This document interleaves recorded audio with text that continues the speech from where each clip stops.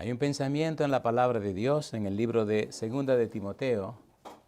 Segunda de Timoteo capítulo 4, versículo 1 y versículo 2. Dice la palabra de Dios en Segunda de Timoteo capítulo 4, versículo 1 y versículo 2. Te encarezco delante de Dios y del Señor Jesucristo, que juzgará a los vivos y a los muertos en su manifestación y en su reino, que prediques la palabra, que instes a tiempo y fuera de tiempo, redarguye, reprende, exhorta con toda paciencia y doctrina. Oramos. Querido Padre Celestial, gracias por estar con nosotros en este lugar. Gracias por la compañía de los ángeles. Gracias por la presencia del Espíritu Santo. Señor, gracias por su compañía bendita. Padre, gracias por los amigos y amigas presentes. Gracias por toda persona que sigue esta programación en cualquier lugar. Y ahora, Padre amado, le rogamos que el Espíritu Santo nos traiga palabra de vida para la vida eterna. Que no recibamos palabra de hombre, pero la palabra de Jehová que vive y permanece para siempre. Háblenos Dios y diríjanos. Lo pedimos en el nombre de Jesús. Amén. Muy bien, estamos trabajando con la predicación bíblica. Hoy quisiéramos ponerle un título a esta presentación. Y le hemos titulado de esta manera: Recuperando la mente de Cristo. ¿Cuál es el título? Recuperando la mente de Cristo. Cuando leemos la Biblia y analizamos los discursos de la Biblia, descubrimos que hay presente un método. Y ese método está en el libro de Nehemías, capítulo 8, versículo número 8. Nehemías, capítulo 8, versículo 8, nos presenta un método interesante que hemos llamado bíblico, gramático, descriptivo. ¿Cómo llamamos el método? Bíblico, gramático, descriptivo. ¿Cómo dice el versículo 8 de Nehemías 8? ¿Cómo dice la Biblia? Y leían en el libro de la ley de Dios, ¿cómo? Claramente. Y ponían el sentido, de modo que entendiesen la lectura. El método se llama bíblico, gramático, descriptivo. Vamos a utilizar este método y vamos a aplicárselo a Pedro, al apóstol Pedro. Y vamos a ver 8 sermones de Pedro donde él sigue esta proyección, él sigue este principio. La Biblia es su propio intérprete. La Biblia se explica a sí misma. La idea de recuperando la mente de Cristo es porque cuando usted estudia la Biblia, cuando usted estudia a Cristo Jesús, cuando estudia la experiencia de Jesús en la tierra, cuando ve a Jesús como predicador, como médico y maestro, usted descubre en las 3 praxis de Jesús que es justamente eso: bíblico, gramático, descriptivo. Jesús presenta la Biblia como el último tribunal de apelación. Escrito está. ¿Cómo leéis en las Escrituras? Escrito está en la Escritura. Eran las frases de Jesús. Por tal razón, si nosotros descubrimos el principio que hay detrás de todo esto, entenderemos y comprenderemos el secreto del poder en la predicación. Jesús dijo que iban a predicar los apóstoles la Biblia con poder. Vendrá poder sobre vosotros cuando venga la promesa de Dios. Hechos capítulo 1, versículos 5 al 8. De manera que mirar los sermones de Pedro despacio, con cuidado, descubrimos qué había en la mente de Pedro. Recuerde que después del Pentecostés, todos los apóstoles fueron transformados por el Espíritu Santo. Y Pedro lo fue. Vamos rápidamente a ir sermón por sermón del apóstol Pedro y vamos a buscar, por lo menos en cada uno de los sermones, un versículo que nos ayude a ver este método bíblico, gramático, descriptivo. Pregunto, ¿tiene sentido esto? Sí. ¿Es hermosa la Biblia? Sí. Cuando hablamos del Señor Jesús, haciendo un repaso general, descubrimos que El Señor Jesús en su vida moral dijo, escrito está. ¿Recuerdan cuando Satanás lo tentó? Sí. ¿Qué dijo Cristo en cada pregunta? Escrito está. Y me gusta porque cuando Satanás le cita la Biblia, él lo que dice es, escrito está también en las Escrituras. No entró en la trampa de Satanás, sino que se enfocó en la verdad que él estaba presentando. Escrito está también en las Escrituras, no tentarás al Señor tu Dios. Escrito está en la Escritura, apártate de mí, Satanás, tu Señor adorar, solo a Dios servirás. Todo lo que dijo Cristo en su vida moral fue, escrito está. Número 2, en su ministerio, Cristo siempre anunció, Cristo presentó que lo que Él vino fue a cumplir las Escrituras. ¿Lo dijo o no lo dijo? A ver, ¿sí o no? Sí. Todo lo que está escrito de mí en la Escritura es necesario que se cumpla. San Juan capítulo 5, versículo 39, ya lo veremos en algún otro momento. ¿Qué dijo el Señor Jesús en Juan 5, 39? Escudriñad las Escrituras, porque a vosotros parece que en ellas tenéis la vida eterna. Ellas son las que dan testimonio de mí. Y en San Lucas 24, 14, que era necesario que se cumpliese todo lo que estaba escrito de mí en la ley de Moisés, en los profetas y en los salmos. Ahora, cuando Cristo tenía debates públicos, discusiones con la gente, ¿cuál era su tribunal de apelación? Las Escrituras. Erráis, decía Jesús, ignorando las Escrituras y el poder de Dios. En las Escrituras, esto es lo que dice. Mira que una señora se casó con un hermano y eran 7 y murieron los 7 hermanos y la señora se murió. En la resurrección, ¿de cuál de los 7 va a ser mujer la señora que tuvo los 7 hermanos como esposo? Y entonces Cristo le dice, erráis ignorando las Escrituras, porque cuando ocurra la resurrección y venga la regeneración, serán como los ángeles que no se casarán ni se darán en casamiento. En otras palabras, Cristo siempre apeló a las Escrituras, siempre se enfocó en las Escrituras. Cuando Cristo se va, ¿qué hicieron los apóstoles? Por ejemplo, después que Cristo se fue, ¿quién fue la persona que tuvo el sermón o el discurso del Pentecostés? Pedro. Entonces es saludable ver los sermones de Pedro.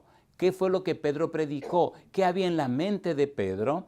¿Había recuperado Pedro la mente de Cristo? ¿Tenía Pedro la mente como Cristo? ¿Estaba la mente de Pedro ungida del Espíritu Santo encuadrada en las Sagradas Escrituras? ¿Sí o no?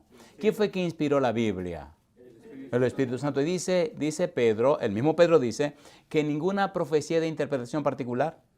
Y dice que los santos hombres de Dios hablan siendo inspirados ¿por quién? Por el Espíritu Santo. ¿Hay una función clave del Espíritu Santo en la predicación de la Escritura, sí o no? A ver, ¿sí o no? Entonces empecemos por ahí. Vamos al primer discurso. Ustedes tienen todos los discursos, porque ya lo hemos presentado, Hechos capítulo 1, versículo 16 hasta el versículo 22. No vamos a leer todas las citas, pero sí vamos a leer la que nos interesa. Hechos capítulo 1, versículo 16. ¿Cómo dice el versículo 16? Hechos capítulo 1, versículo 16, le ruego ponga cuidado para que le encuentre el sentido a lo que queremos decir. Hechos 1, 16. Mi pregunta, ¿se fue Jesús? Sí. ¿Están los apóstoles esperando el cumplimiento de la promesa? ¿Sí o no? Sí. ¿Se reúnen en el aposento alto? Sí. ¿Cómo están? Unánimes juntos. ¿Qué decisión tomó Pedro? Bueno, hay que cambiar, hay que sustituir a Judas. ¿Se acuerdan? Sí. Y entonces se reúnen y Pedro da un discurso. Ahora, en la mente de Pedro, el discurso, ¿dónde estaba enfocado? En la palabra de Dios. El versículo 16, ¿cómo dice? Hechos capítulo 1, versículo 16. ¿Cómo dice el 16? Dice Pedro, varones hermanos, era necesario, ¿qué cosa? Que se cumpliese la Escritura en que el Espíritu Santo habló antes por boca de David acerca de Judas, que fue guía de los que prendieron a Jesús. Que se cumpliese, ¿qué cosa dice Pedro? Las Escrituras. ¿Quién lo había anunciado? David. Cuando nosotros le preguntamos a la Biblia, bueno, ¿y cómo pasó eso? Mira el versículo 20 ahora, capítulo 1, versículo 20. Hechos 1, 20. ¿Qué dice el verso 20? Hechos capítulo 1, versículo 20. Dice Pedro, porque está escrito en el libro de los Salmos, ¿qué cosa? Sea hecha desierta su habitación y no haya quien more en ella. ¿Y qué dice? Tome otro su oficio. Pregunto, ¿está citando Pedro las Escrituras, sí o no? Salmo 69, versículo número 25. y también el Salmo 109, versículo 8. Es lo que Pedro está anunciando, lo que Pedro está presentando. ¿Qué es lo que está haciendo Pedro? Pedro está diciendo, miren, vamos a nombrar un sustituto de Judas porque David anunció que esto iba a pasar.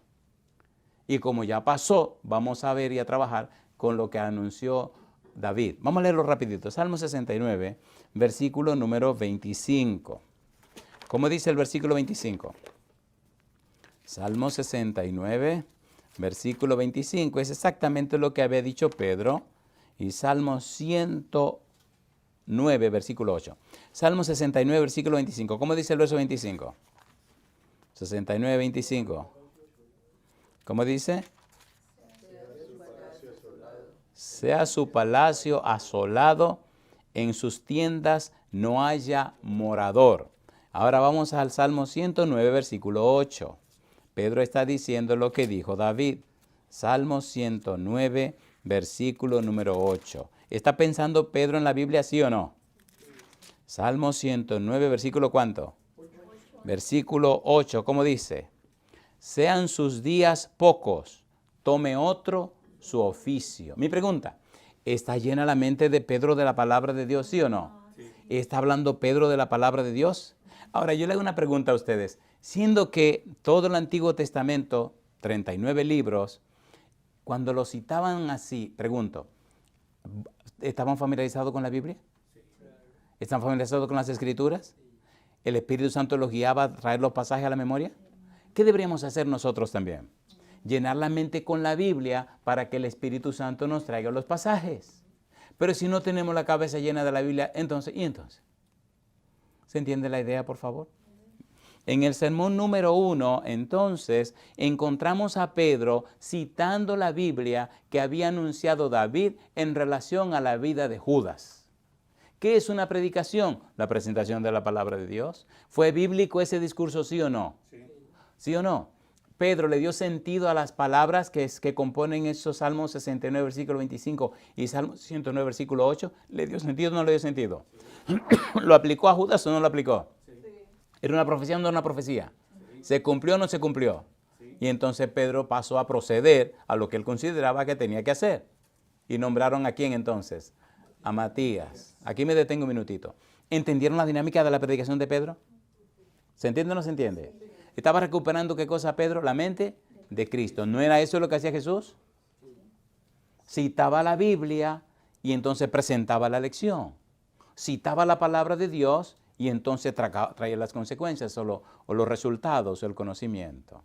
Muy bien, aquí me detengo un minutito. Me interesa sobremanera que esta primera parte se entienda porque ahora vamos a ir un poquito más a fondo. Pregunta número 1. ¿Pedro en su predicación recuperó la mente de Cristo? Respuesta, sí. ¿Pedro en su predicación se enfocó en la palabra de Dios? Sí. ¿Pedro en su predicación tenía como base o fundamento la palabra de Dios? Sí. ¿Pedro en su predicación describía, analizaba y sacaba los resultados de la palabra de Dios? Sí. Y uno tiene que hacer lo mismo cuando está predicando la palabra de Dios. ¿Cómo es el método de la investigación de la Biblia? Número 1, bíblico. Número 2, gramático. Y número 3, descriptivo. La Biblia se explica a sí misma. Bien, vamos al segundo discurso de Pedro. ¿Recuerdan el discurso de Pentecostés, el sermón de Pentecostés? ¿Se acuerdan o no se acuerdan? En ese sermón de Pentecostés, que es bien largo, vamos a tomar un versículo, es el capítulo 2, versículo 16. ¿Se derramó el Espíritu Santo en Pentecostés, sí o no? Sí. ¿Era una promesa de Dios, sí o no? Sí. ¿Lo anunció Jesucristo que eso ocurriría, sí o no? Sí. ¿Ocurrió o no ocurrió? Y ahora cuando ocurre, la gente se alarma y se alborota al ver que estos galileos, que estos personas del pueblo, están hablando en diferentes idiomas y presentando un mensaje poderoso. Y ellos se asustan y dicen, pero ¿cómo esta gente está hablando en nuestros idiomas? ¿Cómo aprendieron nuestros idiomas? ¿Qué pasa aquí? ¿Será que están borrachos? Y Pedro toma la palabra y entonces presenta el discurso. La clave del discurso está en el versículo, el sermón, el segundo sermón o discurso de Pedro del Pentecostés está en Hechos capítulo 2, versículo 14 al 36. Recuerde, vamos a ir viendo todos los discursos de Pedro y presentando la tesis de que la mente de Pedro en la predicación se convirtió en la mente de Cristo. Era una mente bíblica, gramática y descriptiva. Como Cristo, Pedro se enfocó en la palabra de Dios. Muy bien, el capítulo 2, versículo 16, tiene una frase clave para nosotros, que dice Hechos 2:16. Hechos capítulo 2, versículo 16. ¿Cómo dice el versículo número 16? Mas esto es lo dicho ¿por quién? Por el profeta Joel. Pregunta número 1. ¿Está hablando Pedro de la promesa del Padre? Sí. ¿Se está cumpliendo la promesa del Padre? Sí. ¿Acaba de derramarse el Espíritu Santo? Sí. ¿Bajaron del aposento alto a las 9 de la mañana y comenzaron a predicar a toda esa gente que había allí? Sí. Si usted recuerda Hechos capítulo 1, versículo 5, mire lo que dijo el Señor Jesús. Hechos capítulo 1, versículo 5. ¿Cómo dice Hechos 1:5? ¿Cómo dice? Porque Juan ciertamente bautizó con agua, mas vosotros, ¿qué dice Jesús? Seréis bautizados con el Espíritu Santo dentro de no muchos días. ¿Cuántos días pasaron en lo que Cristo se fue y el derramamiento del Espíritu Santo? 10 días. ¿Cuántos días se presentó Cristo después de su resurrección? 40 días. ¿En qué día llegó el Pentecostés, el derramamiento del Espíritu Santo? En el día 50. Pentecostés, 50 días después de la Pascua. ¿Se derramó el Espíritu Santo o no se derramó? Y mire lo que sigue diciendo Jesús, versículo número 6. Entonces los que se habían reunido le preguntaron diciendo, Señor, ¿restaurarás el reino a Israel en este tiempo? Y les dijo, no os toca a vosotros saber los tiempos o las sazones que el Padre puso en su sola potestad. Y ahora añade, pero, ¿qué dice Jesús? Recibiréis poder cuando haya venido sobre vosotros el Espíritu Santo. ¿Y qué dice Cristo? Y me seréis testigos en Jerusalén, en toda Judea, en Samaria y hasta lo último de la tierra. Mi pregunta, ¿se cumplió o no se cumplió? ¿Vino o no vino el Espíritu Santo? Entonces, Pedro nos está diciendo ahora, miren, esto está pasando porque es el cumplimiento de lo que dijo Joel. Esto está pasando para el cumplimiento de esto. Cuando seguimos buscando, encontramos algunos detalles interesantes. Hechos capítulo 2. Hechos capítulo 2, versículo 16 al 21. Recuerde que estamos trabajando con el título ¿recuperando qué cosa? Recuperando la mente de Cristo. Imagine usted que todos los predicadores prediquen como lo hizo Cristo. Que todos los predicadores centren su manera de hablar y su pensamiento en la palabra de Dios. ¿Qué pasaría? El Señor prometió, y el Señor no miente, el Señor prometió, mi palabra no volverá a mí vacía, sino que hará todo aquello para lo cual yo la envié. ¿Lo dijo Dios o no lo dijo? Ahora la pregunta es, ¿qué está pasando cuando se está predicando tanto la Biblia y los resultados no son lo que Dios prometió? Necesitamos recuperar la mente ¿de quién? La mente de Cristo. Muy bien.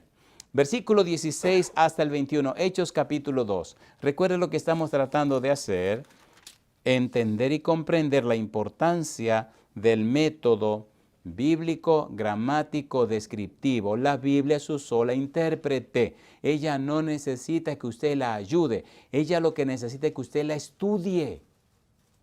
Que usted la estudie, profundice en ella y saque de ella la verdad que tiene que ser sacada utilizando los principios correctos y la muestre, la presente al pueblo y que el Espíritu haga su trabajo con la gente. Veamos rápidamente la descripción de Pedro. ¿Qué dice el versículo 16? Mas esto es lo dicho por el profeta Joel. En los postreros días, dice Dios, derramaré de mi espíritu sobre toda carne, y vuestros hijos y vuestras hijas profetizarán, vuestros jóvenes verán visiones, y vuestros ancianos soñarán sueños. Me siento bien tentado a pararme con la frase postreros días.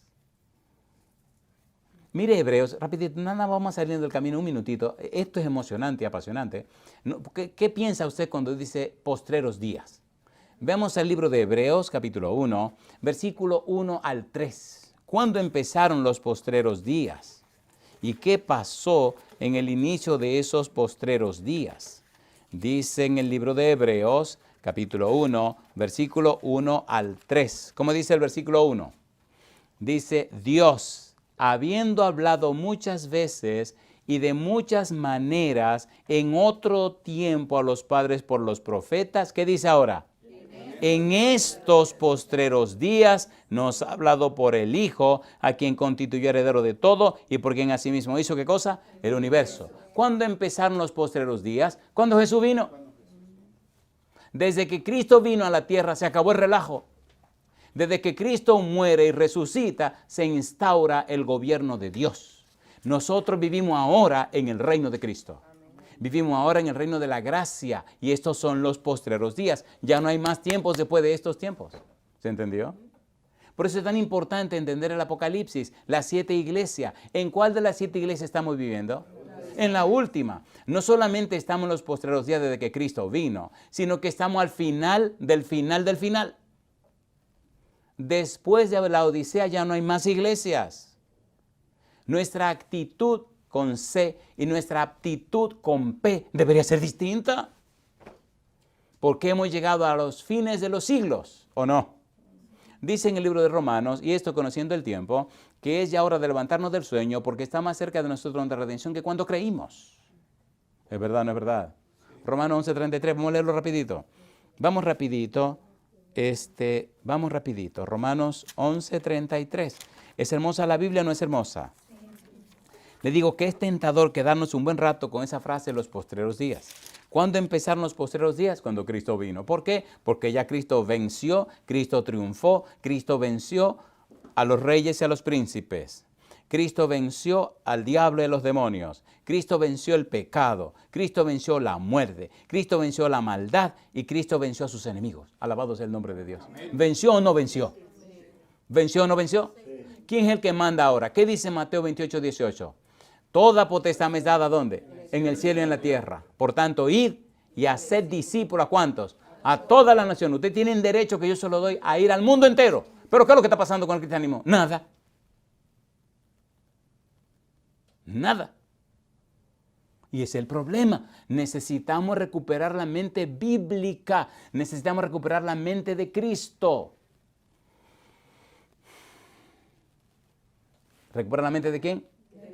La mente de Cristo. Cuando recuperamos la mente de Cristo, ¿qué es lo que descubrimos? Descubrimos la ciencia de Dios. ¿Sí o no? A ver, ¿sí o no?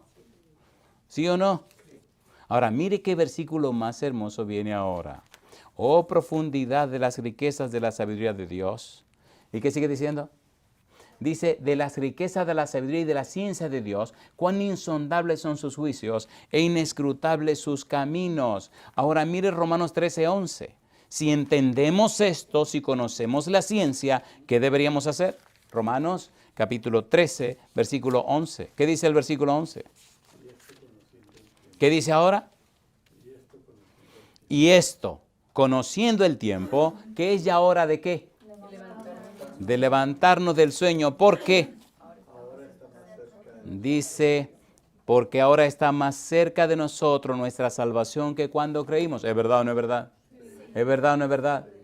Cuando Cristo viene, muere en la cruz y resucita de la tumba, dice, ahora el que manda soy yo. Pero pasan 7 periodos históricos, todo el Apocalipsis. ¿Y dónde estamos viviendo nosotros? En el último periodo histórico, desde el año 1844. Sume de 1844 hasta el año que estamos ahora, 2019, y póngale 3 años más, a ver cuántos años ya pasaron. Entonces, ¿estamos cerca o no estamos cerca? ¿Estamos cerca o no estamos cerca? ¿Se ha cumplido todo lo que Cristo ha dicho, sí o no? Si usted estudia la Biblia de Génesis al Apocalipsis, descubre que ya no hay más profecía de cumplimiento de tiempo. Ninguna profecía tiene una fecha para cumplirse. Ya todo se cumplió.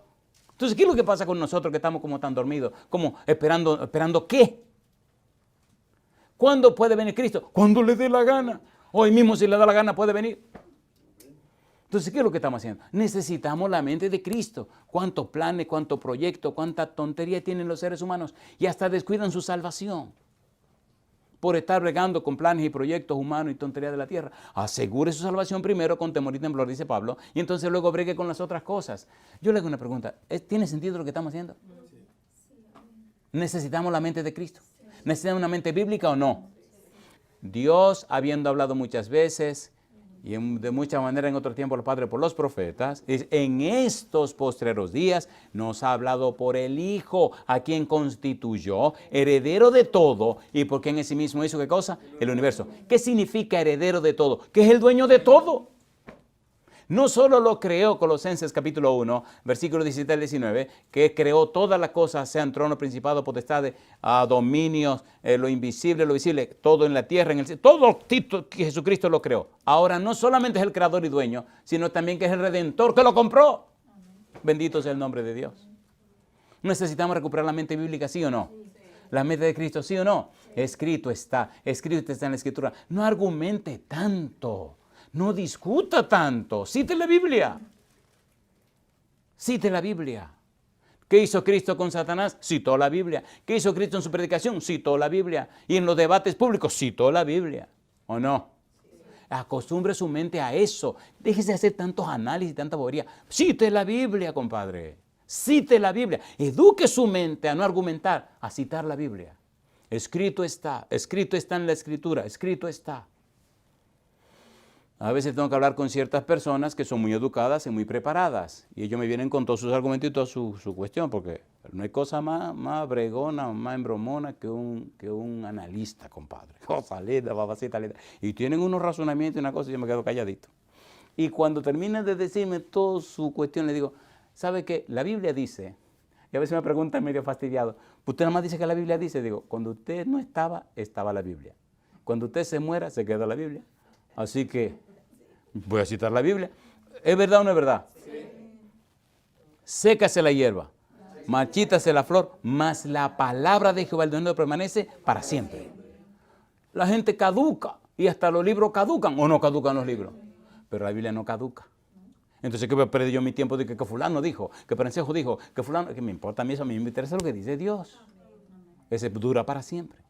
Y entonces se ríen, me miran como con cara de ¿qué digo yo?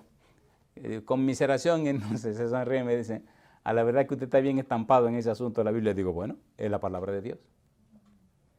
¿O no es la palabra de Dios? Sí. Usted tiene razón, pastor. Y poco a poco usted ve que van bajando la guardia y con lágrimas el Espíritu viene, pum, y le toca y dicen, usted tiene razón, tenemos que volver a Dios. ¿No es eso lo que dice Jeremías 6:16? Parados por los caminos y mirad por dónde, por las sendas antiguas. ¿Y la Biblia qué senda es? El último libro se escribió en el año 95-96 o 95 al 97, que es el libro de Apocalipsis. Y mamacita linda, de aquí para atrás, ¿cuántos años pasados? ¿Cuántos años pasados más o menos de aquí para atrás? Estamos en el año 2019. Estamos en el 2019. Y tres más que le pongamos, estamos en el año 2022. Sí, vamos a ponerle 3, son 3,5, pero nada más lo dejamos en 3. Prepárense que ustedes son estudiosos de la Biblia o no. Dionisio el Exiguo, Dionisio el Pequeño, ¿no se acuerdan? El que cometió los errores, que cuando Cristo lo bautizaron tenía 30 años, era el año 27, ¿se acuerdan o no se acuerdan? A ver, ¿se acuerdan o no se acuerdan? Sí. No me digan, bueno, pues ustedes oyeron eso aquí en uno de los sermones. Así que todos esos años han pasado. Y alabado sea Dios. Alabado sea Dios. Y yo pregunto, ¿han pasado muchos años? Un asunto que tenga más un asunto que tenga 1900 años, ¿es viejo o no es viejo? Yo voy a tener 60 y ya yo me siento viejo, mire qué barbaridad.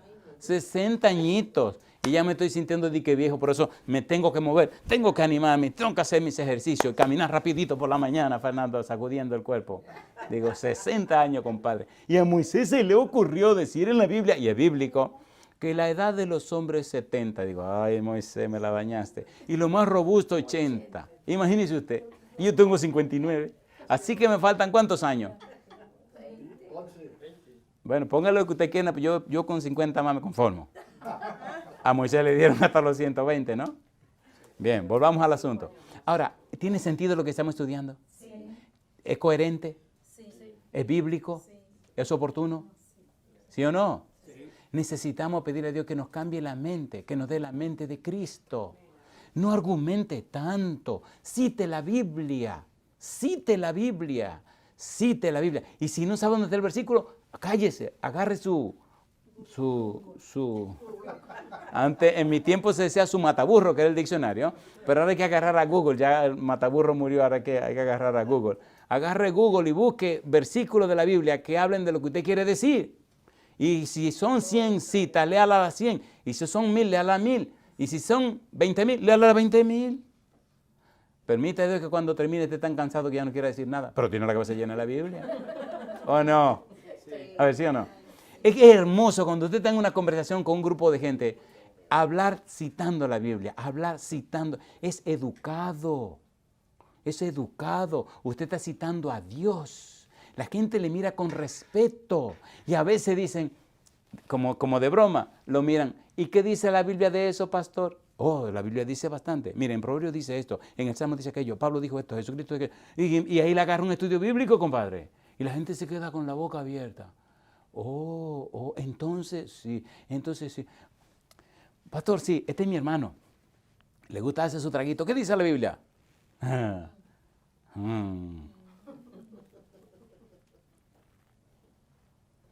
¿Y qué es lo que le gusta beber? Cerveza. La Biblia dice que la cerveza es alborotadora.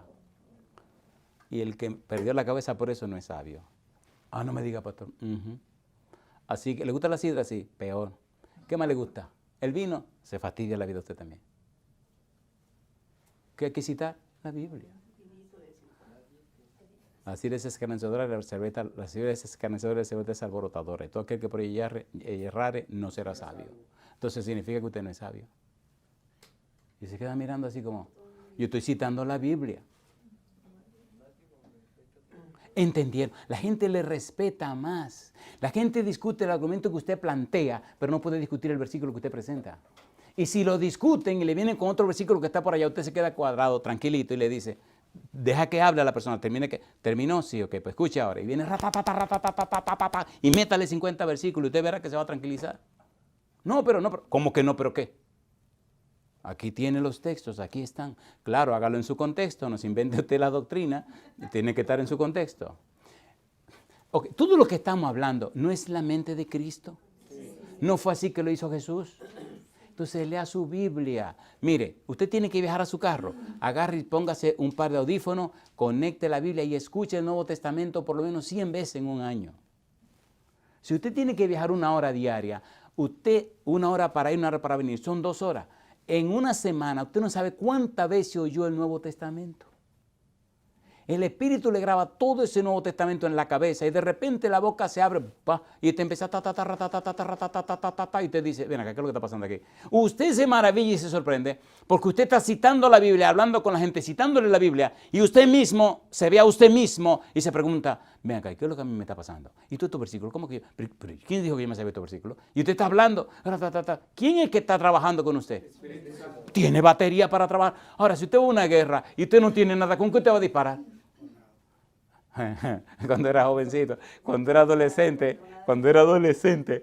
ay Señor, yo lo voy a decir, cuando era adolescente, bueno, eso hace mucho rato, señores, hace una generación que yo era adolescente, mi madrecita linda.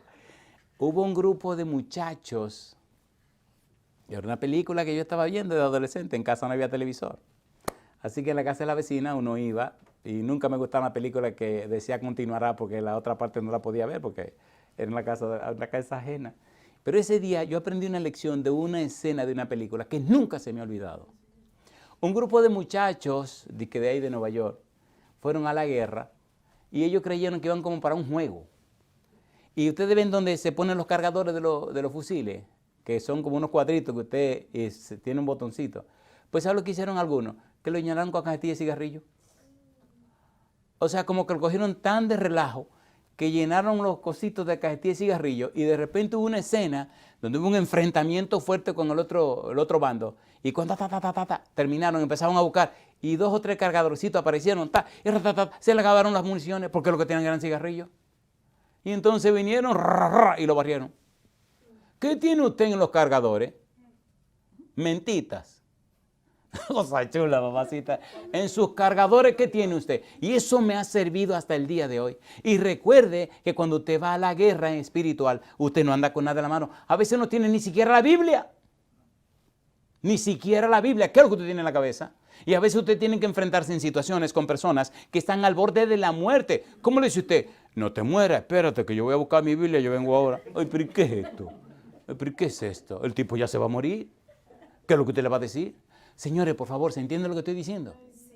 La Biblia no es tenerla en la casa. No, yo tengo tantas versiones. ¿Y cuántas versiones tiene en la cabeza? ¿Qué tiene aquí adentro? Le garantizo en el nombre de Jesucristo que si usted la lee, bueno, a ver cómo le digo esto. La Biblia es la que forma en nosotros la mente de Cristo. ¿Qué fue lo que dije? La Biblia es la que forma en nosotros la mente de Cristo.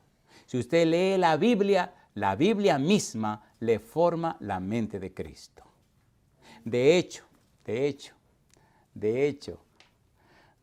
está claro. Ay, la Biblia es hermosa. Hay 4 palabras en hebreo: kereb, leb, lebab y kilia. Todo eso tiene que ver con la mente. Ahora, escuche qué cosa linda. Cuando la Biblia penetra a su mente, le transforma la vida. Hay 3 palabras en griego también que son interesantísimas. La palabra nous, la palabra ennoia y la palabra ennos. Nous es la mente. Ennoia significa sacudir la mente, habilitar la mente, capacitar la mente. Y ennos significa de lo que está llena la mente. Si usted se llena la cabeza con la Biblia, usted se conecta con Dios. Qué cosa linda. ¿Es lindo o no es lindo? ¿Con quién se conecta? Con Dios. Lea la Biblia. Muy bien, ¿podemos seguir? Recuerde que estamos en el discurso de Pedro de Pentecostés y estamos en el capítulo 2, versículo 16, y ahora estamos en el versículo 17, donde Pedro comienza a presentarnos lo que dice el profeta Joel. Pedro nos está diciendo que en ese momento, en Pentecostés, se está cumpliendo la promesa del Padre que anunció Jesús y que ahora se derramó el Espíritu Santo. Esto es tan hermoso y apasionante. Oiga la palabra de Jesús, oiga la palabra de Jesús. A mí me gusta el Señor Jesús porque Jesús es profundo, pero es claro y específico y es emocionante cuando Él habla. San Lucas capítulo 24, versículo 49. ¿Cómo dice el versículo 49?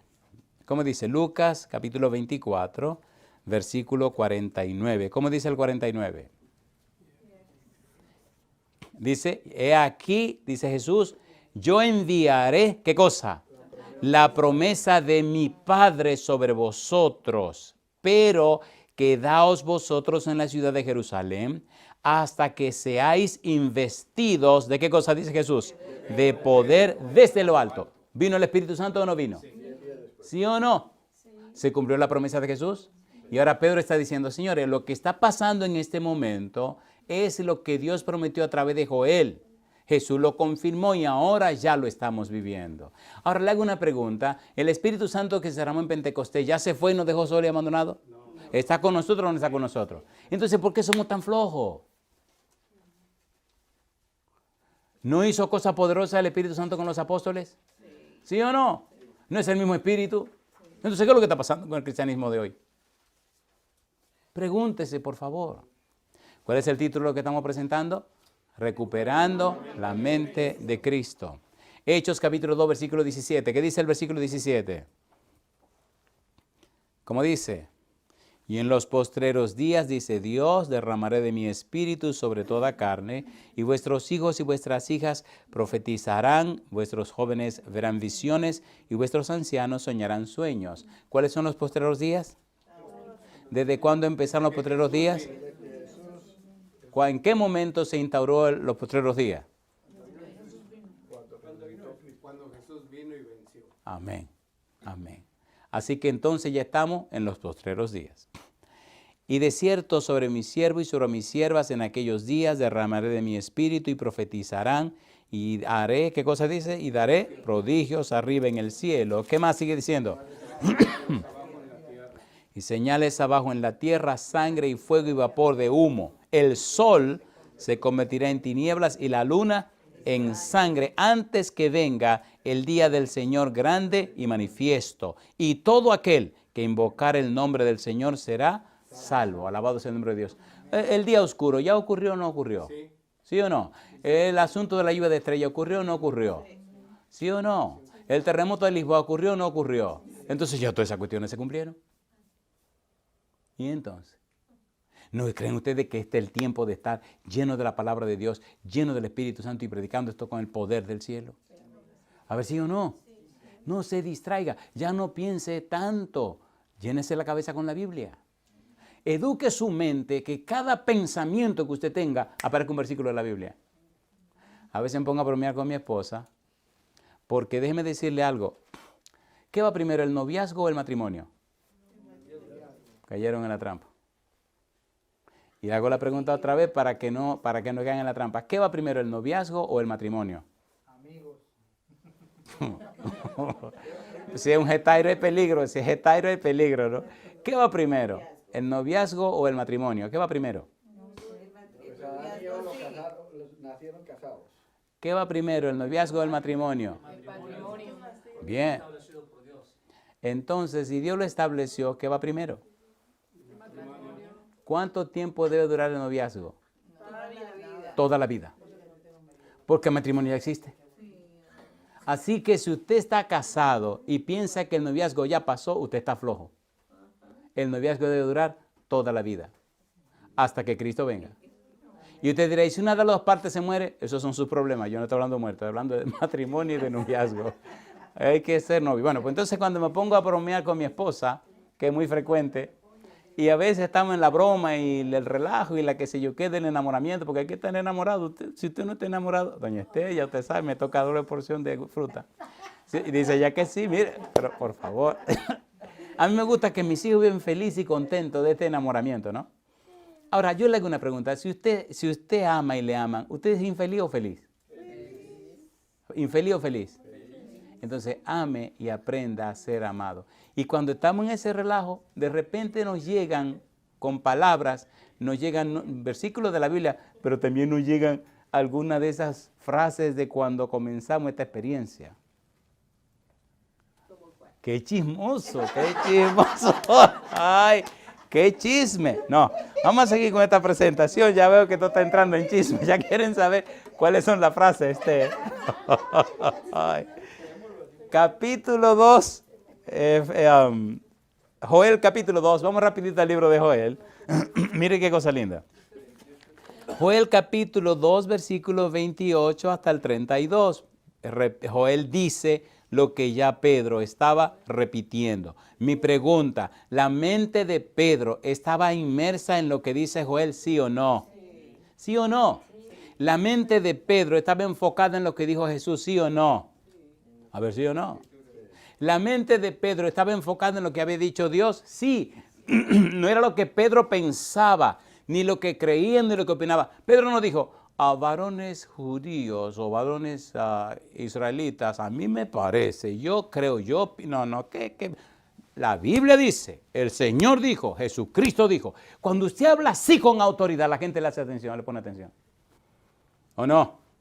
Lea el libro de San Marcos y dice que Cristo hablaba como uno que tenía autoridad, no como los escribas y los fariseos. Si usted está lleno de la Biblia, si usted está lleno del Espíritu, usted hablará con autoridad. ¿La autoridad de quién? La autoridad del Señor. Y la gente entenderá y la gente le hará caso.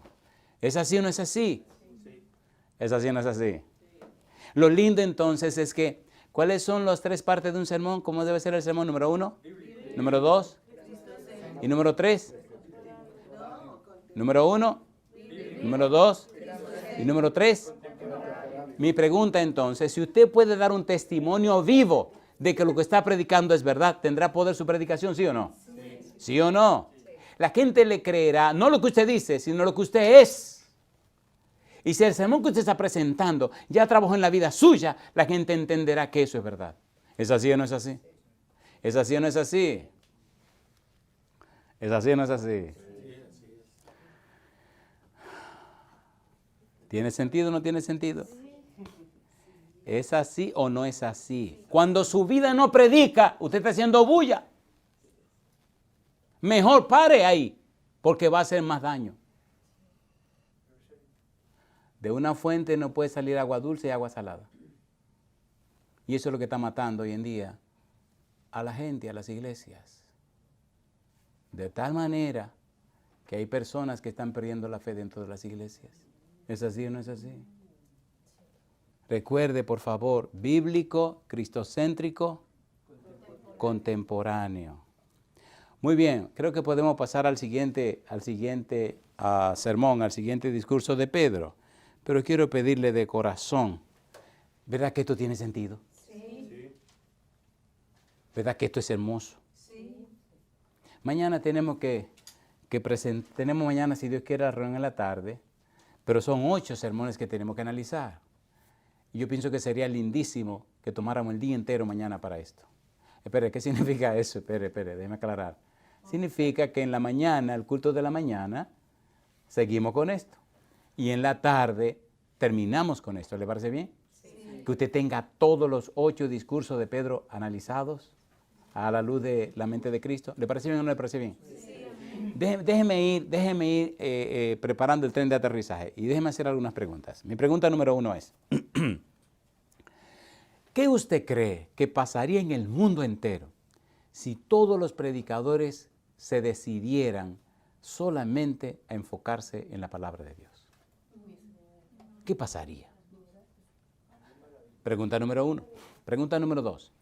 ¿Qué usted cree que ocurriría en la gente que escucha la palabra de Dios si los análisis y los enfoques estuvieran centrados solo en la Biblia, en la palabra de Dios? ¿Qué pasaría con las personas? ¿Qué pasaría? ¿Qué pasó después de Pentecostés? ¿Explosionó el cristianismo? ¿Llenó todos los rincones de la tierra? ¿Sí o no? Ahora, ¿qué hacían los cristianos? Cristo dijo, si yo fuere levantado, ¿a cuántos dice? A todos atraeré a mí mismo.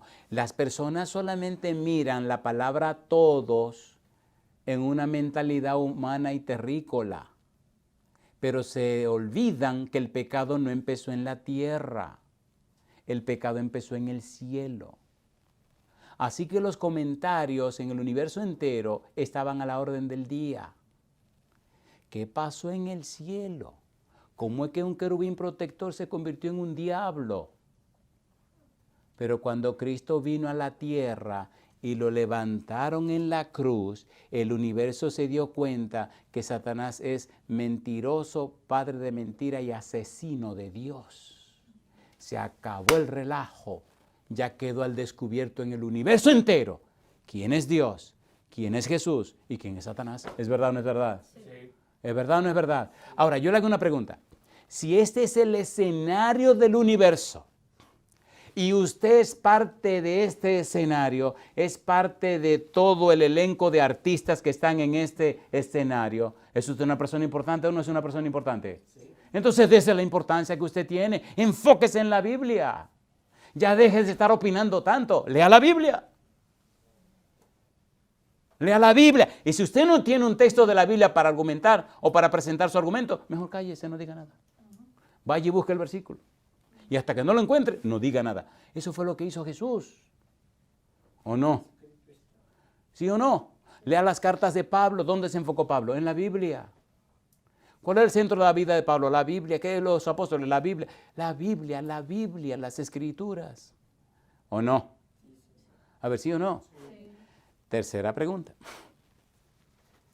¿Qué pasará en la vida suya si usted decide hoy, ahora, en este momento, vivir de toda palabra que sale de la boca de Dios?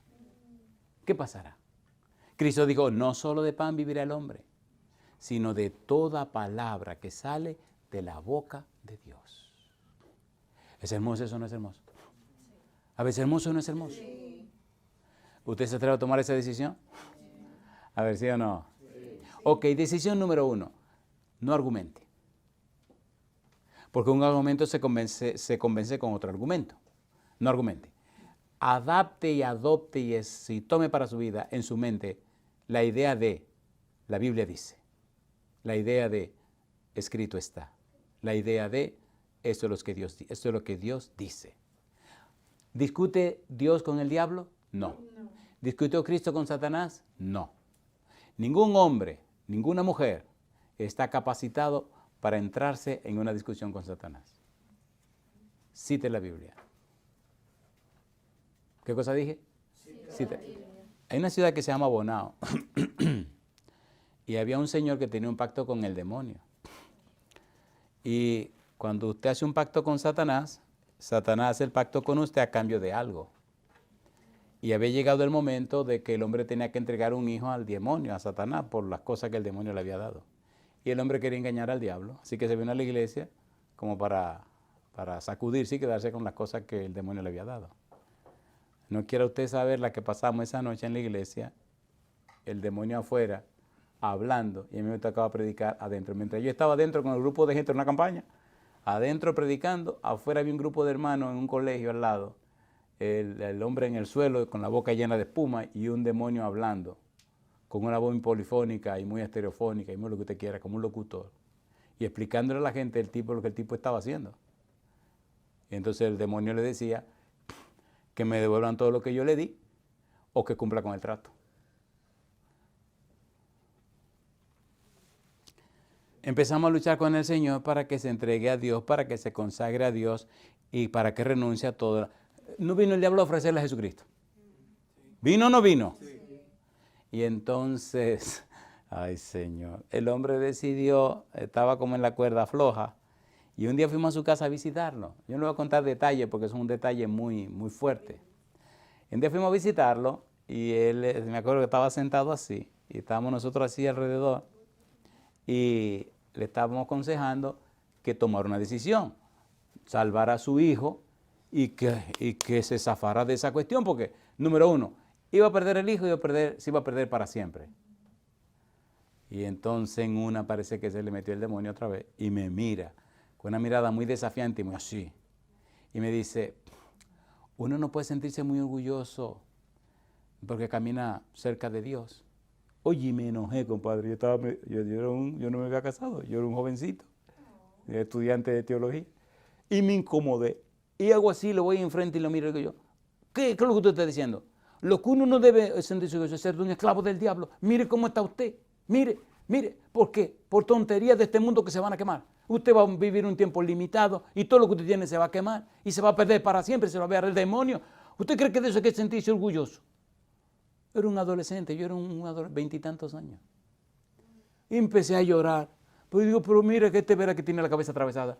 Que uno no puede sentirse muy orgulloso ni muy feliz porque está cerca de Dios. Pero, ¿y qué disparate ese? Ahora yo le pregunto a ustedes, ¿qué es muy importante? ¿Sentirse cerca de Dios o sentirse con tonterías de este mundo? Dígame. Entonces póngase claro.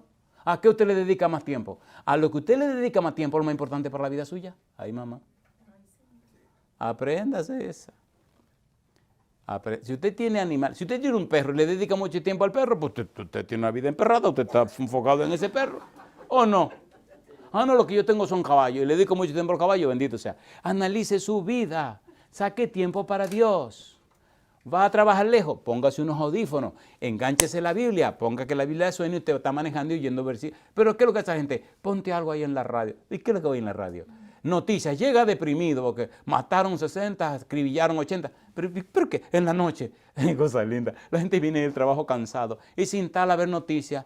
Ay, mira que mataron tanto. Ay, que un huracán arrasó. ¿Y con qué se cuesta la gente? Pero qué tontería. Usted llega a su casa cansado, quite toda esa mojiganga, agarre la Biblia en audio, ponga la Biblia, desde un buen baño y entonces tómese una limonada bien, ¿entiende? Fresquecita, porque aquí hace mucho calor. Y entonces usted sube los pies y pone su Biblia. Si quiere, usted es romántico, ponga los salmos, o ponga cantares, o ponga proverbios, algo que le guste, o Eclesiastés. Si usted es romántico, ok, quiere poesía, métale poesía. Ahora, usted es un tipo que le gusta pensar, pues entonces métale duro a Daniel Apocalipsis, aunque va a dormir, va a soñarse con las bestias, pero por lo menos tiene un sueño bíblico. Cosa linda, babá. Llene su cabeza con la Biblia. ¿Qué lo estoy diciendo? Llene su cabeza con la Biblia. Donde quiera que usted tocaba a Jesús, Biblia, Biblia, Biblia. Solo la Biblia le aparecía. Qué lindo será ese día cuando en su casa solo se respire la Biblia. ¿Es lindo o no es lindo? ¿Aceptan el desafío? ¿Cuándo quieren que empecemos? Muy bien, veamos el discurso número 3 para que entonces ya el tren de aterrizaje está afuera para que hagamos este aterrizaje. Hechos capítulo 3, versículo 12 al 26. El pasaje clave que nos interesa es el versículo 18 del capítulo 3. Hechos capítulo 3, versículo 18. A ver, ¿cómo dice el versículo 18? Hechos capítulo 3, versículo 18. ¿Cómo dice el verso 18? Hechos 3, 18. ¿Qué dice el versículo 18? ¿Cómo dice? Pero Dios ha cumplido así lo que había antes anunciado. ¿Por quién dice? Por boca de todos sus profetas, que su Cristo había de padecer. ¿Quién está hablando? Pedro. ¿Qué es lo que nos está diciendo? Pedro nos está diciendo que se está cumpliendo lo que Dios había prometido. Ahora, veamos los versículos 12 al 18. Vamos rapidito, 12 al 18. Capítulo 3, versículo 12 al 18. ¿Cómo dice el versículo 12? Veamos el argumento de Pedro. ¿Cómo dice el versículo 12? ¿Cómo dice? Viendo esto, Pedro respondió al pueblo: varones israelitas, ¿por qué os maravilláis de esto? ¿O por qué ponéis los ojos en nosotros, como si por nuestro poder o piedad hubiésemos hecho andar a este? El Dios de Abraham, de Isaac y de Jacob, el Dios de nuestros padres, ha glorificado a su Hijo Jesús, a quien vosotros entregasteis y negasteis delante de Pilato, cuando éste había resuelto poner en libertad. Mi pregunta: ¿qué incidente ocurrió frente al templo de la Hermosa? ¿Quién estaba allí por muchos años pidiendo ofrenda? Cuando Pedro llega y lo mira, ¿qué le dice Pedro? Pedro le dice: míranos. No tengo plata ni oro, mas lo que tengo te doy. ¿Y qué dice entonces? Vamos a leerlo en el versículo, capítulo 3, versículo 1. Vamos a leer el versículo 1. Pedro y Juan subían junto al templo a la hora novena, la de la oración, y era traído un hombre cojo de nacimiento, a quien ponían cada día a la puerta del templo que se llama La Hermosa, para que pidiese limosna de los que entraban en el templo. Ponga cuidado. ¿Y qué dice ahora? Este, cuando vio a Pedro y a Juan que iban a entrar en el templo, les rogaba que le diesen limosna. Pedro con Juan, fijando en él los ojos, le dijo: míranos. Entonces él les estuvo atento, esperando recibir de ellos algo. Mas Pedro dijo: no tengo plata ni oro, pero lo que tengo te doy. En el nombre de Jesucristo de Nazaret, levántate y anda. Y tomándole por la mano derecha le levantó, y al momento se le afirmaron los pies y tobillos, y saltando se puso en pie y anduvo, y entró con ellos en el templo, andando y saltando y alabando a Dios. Mi pregunta: ¿fue un acontecimiento aquello? Sí. Entonces vino la discusión, y ahora Pedro lo está explicando en el capítulo 3, versículo 12 en adelante. Veamos el versículo 13. El Dios de Abraham, de Isaac y de Jacob, el Dios de nuestros padres, ha glorificado a su Hijo Jesús, a quien vosotros entregasteis y negasteis delante de Pilato, cuando éste había resuelto ponerle en libertad. Y dice Pedro: mas vosotros negasteis al santo y al justo, y pedisteis que se os diese un homicida, y matasteis al autor ¿de qué cosa? De la vida, quien Dios ha resucitado de los muertos, de lo cual nosotros somos, ¿qué cosa dice Pedro? Testigos. Y por la fe en su nombre, a este que vosotros veis y conocéis, le ha confirmado, ¿qué cosa? Su nombre. ¿Y qué dice ahora? Y la fe que es por él, la fe que es por Él ha dado a esta completa sanidad en presencia de todos vosotros. Mas ahora, hermanos, dice Pedro, sé que por ignorancia lo habéis hecho, como también vuestros gobernantes. Pero Dios ha cumplido así lo que antes había anunciado por boca de todos sus profetas, que su Cristo había de padecer. Y yo les pregunto, ¿es un argumento bíblico el de Pedro, sí o no? Sí. ¿Está centrado en Dios, sí o no? Sí. ¿En lo que Dios es capaz de hacer, sí o no? ¿Está enfocado en Cristo, sí o no? Sí. Entonces ahí se ve que Pedro tiene la mente de Cristo.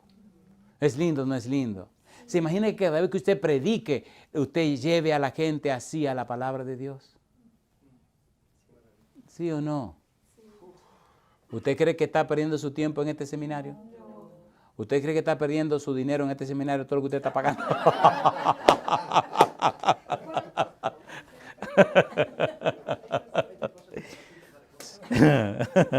Sí, porque los créditos son caros, compadre. Los créditos son caros. Alabado sea Dios. Bien, vamos a aterrizar. Bien, permítame terminar con un par de preguntas. ¿Qué dice San Juan capítulo 5, versículo 39? ¿Qué dijo Jesús? Escudriñad las Escrituras porque a vosotros parece que en ellas tenéis. Ellas son la gran testimonio. En San Lucas 24, 44, que dijo Cristo, era necesario que se cumpliese todo lo que estaba escrito de mí. ¿Dónde? En la ley de Moisés, en los profetas y en los salmos. ¿No es lo que está diciendo Pedro? A ver, es lo mismo. Pedro está diciendo, miren, esto se anunció, Dios lo anunció y ahora se está cumpliendo. Ahora se está cumpliendo delante de nosotros. Primera de Pedro, capítulo 1, versículo 10 al 12. Y aquí cerramos esta parte para aterrizar y entonces retirarnos. Primera de Pedro, capítulo 1, versículo 10 al versículo 12. ¿Qué dice el apóstol Pedro? Primera de Pedro, capítulo 1, versículo 10 al 12. Esta cita me encanta. Me encanta porque presenta un resumen de muchas cosas. ¿Qué dice el versículo 10? Primera de Pedro 1, 10. ¿Cómo dice? ¿De quién estamos hablando? De Pedro. ¿Cuáles discursos estamos analizando? Los de Pedro. ¿Y quién va a hablar ahora? Pedro. ¿Y qué dice Pedro? Versículo 10. Dice Pedro. Primera de Pedro, capítulo 1, versículo 10 al 12. Dice Pedro. Los profetas que profetizaron de la gracia destinada a vosotros, inquirieron y diligentemente indagaron acerca de esta salvación. ¿Y qué hicieron los profetas? Escudriñando qué persona y qué tiempo indicaba el Espíritu de Cristo que estaba en ellos, el cual anunciaba de antemano, ¿qué cosa dice? Los sufrimientos de Cristo y la gloria que vendrían tras ellos. ¿No es eso lo que Pedro está diciendo en el discurso número 3? A ver, ¿sí o no? Y mire qué cosa linda dice ahora, versículo 12.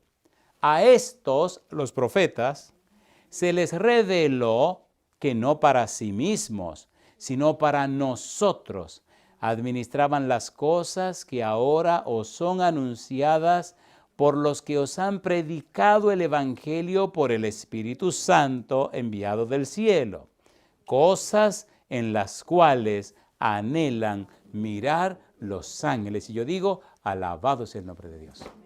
¿Es lindo lo que estamos haciendo o no es lindo? ¿Es hermoso o no es hermoso? ¿Notan que uno se descarga de un compromiso y toda la carga cae en las manos de Dios? ¿Sí o no? Cuando usted termina de predicar un sermón bíblico, gramático, descriptivo, cuando usted presenta la palabra de Dios bíblica, cristocéntrica y contemporánea, usted no es responsable de nada. El responsable es Dios porque es el dueño de su palabra. Así que la gloria de que usted hizo es de Dios. Los resultados son para Dios. Usted solo es un mesero. ¿Qué es lo que hace un mesero en un restaurante? ¿Qué hace un mesero? ¿Alguno de ustedes ha sido mesero alguna vez? ¿Ninguno? ¿Ustedes han sido mesero? Yo le hago una pregunta. En un restaurante, número 1, no me respondan corriendo porque se van a equivocar.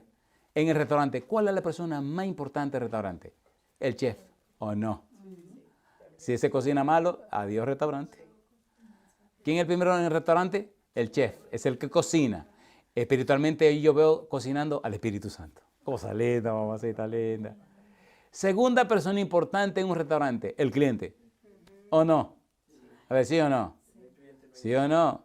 Si no hay cliente, no hay restaurante. ¿Y cuál es la tercera persona más importante? ¿Cuál es la persona más importante del restaurante? Unos dicen que el que cobra, otros dicen que el mesero. Yo digo que el dueño, porque el dueño tiene que poner restaurante. Si el dueño no pone restaurante, no hay restaurante. Ahora, ¿quién es que pueden quitar y poner cuando le da la gana? Al mesero. El mesero va allá atrás y dice, esta es la orden. El chef se sonríe y prepara la orden. Y viene y se la pone. El mesero toma la orden y va con una cara fresca, muy sonriente, a ponerle la orden al cliente. ¿Cuál es la cara que ve el cliente? Del mesero. Y hay unos meseros que se la tiran duro, que siempre están enflusados y arregladitos, y los bicoticos bien arregladitos, pero mucho feeling y mucha bobería. El chef no lo ven, pero al mesero sí. ¿Quién da la cara por el chef? Y hay alguna gente grosera que le dicen al mesero, ¿y quién cocinó esta basura? Cosa linda, vasita linda, mamá. Basura, dice el mesero. ¿Qué pasó aquí? Y entonces, ¿usted cree que el espíritu cocina basura? Pues asegúrese, antes de presentarle la comida a la gente, que la preparó el Espíritu Santo allá atrás. ¿O no? Sí. ¿O no? Sí. ¿Me están entendiendo la moraleja, por favor? ¿Qué comida usted le está dando a la gente? ¿Quién la cocinó? Imagínate que usted se meta a la cocina y le diga al Espíritu Santo, espérate que ya yo estoy aprendiendo. Yo creo que ya te descubrí el secreto. Y empieza usted a cocinar. ¿Qué de esas? ¿Hay mucha gente cocinando o no hay mucha gente cocinando? Sí. Entonces tenga cuidado. Si usted va a presentar la comida, asegúrese que el chef la preparó. Es interesante cómo alguna gente quiere conocer al chef. Sí. Y dicen, yo tengo 5 años. Bueno, le voy a contar, voy a terminar con esta. Hay un restaurante en un lugar del mundo donde hay más de un chef. Hay por lo menos 4 chefs o 4 chefes. Y ese restaurante es abierto. Ahí nadie está escondido. Usted llega al restaurante, es un restaurante bien económico. Si usted va a Roma, me dice que le va a decir que vaya a ese restaurante porque es bien económico. Usted entra a ese restaurante, desde que usted puso el pie adentro, usted no tiene que preocuparse por nada. Cada persona va a pagar $255 por persona. Le van a dar 5 entradas y usted la va a pasar de maravilla. Toda la comida es fresca, se compró en la mañana. Usted se come su comida y en 3 horas usted la digiere sin ningún problema. Ahora, qué interesante.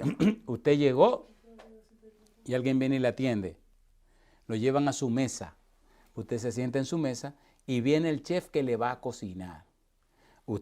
Hay un mesero y todo lo que usted quiera, pero usted va a hablar con el chef. Y si a usted se le ocurre y usted se sienta al lado de la estación que a él le toca, usted puede estar sentado y mirándole a él cocinándole su comida. Él termina de cocinar y usted ve todos los pasos que él está dando. Viene a entrar en la primera parte, luego entra la segunda parte, la tercera parte, la cuarta parte, la quinta parte. Y usted está mirando ahí. Pero es una cosa, mire. Y cuando ya todo termina, usted está tratando con el chef que le está cocinando. Hay personas que comen ahí todos los días. Comen ahí todos los días. Y usted no puede decir a mí que yo me lo estoy inventando, porque a mí no me lo contaron. Yo no pagué. No, yo no pagué. Yo conocí al dueño y me quedé en la casa del dueño y el dueño me cocinaba a mí. Oiga, qué interesante. El dueño cocinaba en el restaurante y él lo traía a la casa, terminaba de cocinar en la casa y nos sentamos a comer. Qué cosa rica. Pregunto, ¿sabe cocinar el Espíritu Santo? Sí. Entonces, no se invente usted de que una comida italiana, si usted no, deje que la cocine el Espíritu Santo. El Espíritu Santo cocina de una manera variada. La pregunta que yo le hago es, ¿usted cree que ha valido la alegría este tiempo que hemos pasado juntos? Sí. Entonces, no se enganche a una cuestión de que aprender a cocinar. No. Lea la Biblia, porque es el Espíritu que lo va a habilitar a usted para cocinar bien. Yo le garantizo que en casa tenemos una tremenda chef. Esa mujer cocina de maravilla. Y mañana ella me lo va a demostrar. Cuando me dé una doble porción. Termino con la pregunta de corazón para que el ángel se lleve su informe. Que el ángel se lleve su informe. Pregunto, ¿cuántos de ustedes quisieran permitirle a Dios que el Espíritu le inspire para llenar su mente con la Biblia y el Santo Espíritu le transforme y presente y tenga usted la mente de Cristo? ¿Pueden levantar la mano? Amén. Querido Dios, querido Padre, gracias por su palabra. Señor, gracias por darnos a Jesús. Gracias por la obra del Espíritu Santo. Gracias por los sermones de Pedro. Señor, inspírenos cada día a oír la Biblia, a leer la Biblia, a llenarnos de ella, sin muchas cosas, oírla, para que la Biblia penetre nuestra mente, para que la Biblia se adueñe del hipotálamo, para que la Biblia cambie la esencia misma de nuestro ser, para que la Biblia a través del hipotálamo controle nuestro sistema nervioso autónomo, nuestro sistema nervioso central y nuestro sistema nervioso periférico, para que la Biblia a través del hipotálamo visite cada célula de nuestro cuerpo y la cambie, la transforme y la convierta, oh Dios, en una célula llena del Espíritu Santo. Señor, Dios mío, que esa sea nuestra experiencia. Para cuando presentemos su palabra, cuando abramos la boca, la gente se dé cuenta que no son nuestras palabras, sino la palabra de Jehová. Lo pedimos, Señor, en el nombre de Jesús. Amén, Señor.